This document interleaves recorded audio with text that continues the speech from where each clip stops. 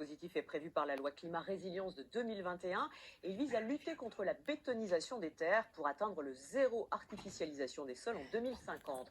Alors certaines communautés de communes se sont déjà mises au diapason en décidant de réduire le nombre de terrains constructibles, ce qui crée des remous, vous allez le voir. Illustration autour de Pontvel dans l'Ain avec Franck Grasso et Arnaud Jacques. Ici, la campagne restera campagne. Plus de construction possible. Aux abords d'une rivière, la Velle, 293 hectares de terrain viennent d'être requalifiés en terres agricoles ou naturelles. D'un coup, ce couple a perdu tout espoir de voir ses enfants s'installer au fond du jardin. Alors ce terrain, ce sont nos enfants qui l'ont acheté dans le but de se construire. Et voilà, on nous l'a placé en terrain agricole.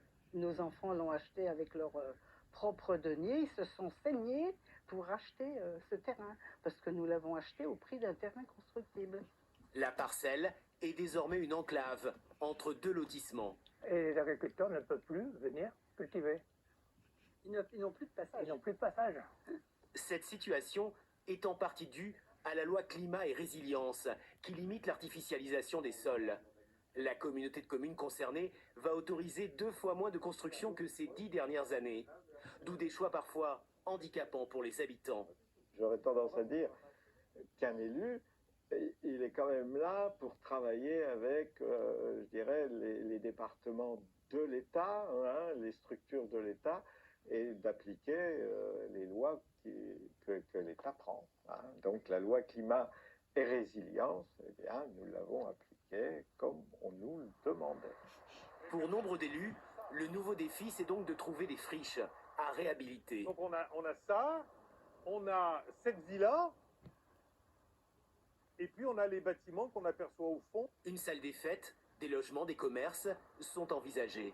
Personne ne conteste la nécessité de respecter les espaces naturels et de privilégier, dans le contexte que nous connaissons, de privilégier la réhabilitation. Encore faut-il que certains ne se sentent pas exclus de toute perspective de développement.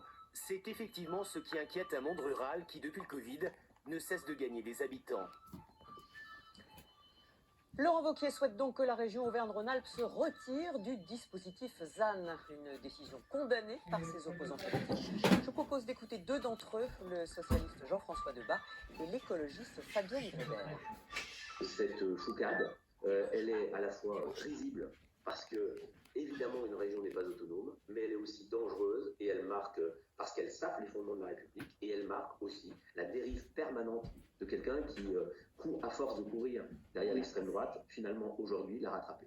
Monter les élus locaux contre l'État, monter les régions contre l'État, ça n'a pas de sens. Nous sommes une et indivisible nation et nous devons faire corps face à cet enjeu climatique, cet enjeu de la qualité de vie que nous devons restaurer dans les territoires ruraux.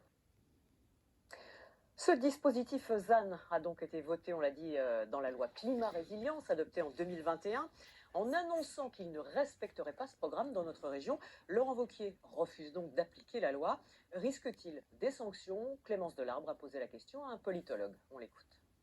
En termes d'action publique, aucun conseil régional ne peut se désengager comme ça, en un claquement de doigts, d'un cadre législatif national. Hein. Ça n'a absolument aucun sens et je suis sûr que Laurent Wauquiez en a parfaitement conscience.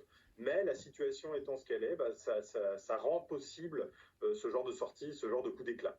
Il risque en fait une intervention préfectorale, hein, puisque le préfet de région est aujourd'hui vraiment le personnage central de l'État sur les territoires. Hein. Donc il est assez simple en définitive hein, pour un préfet de région et par effet de cascade des préfets dans les départements de forcer la main en fait hein, aux élus locaux dans l'application de cette loi. Le ministre du Travail en visite à Lyon, l'Ardéchois Olivier Dussopt est venu présenter 2 nouvelles mesures en faveur de l'emploi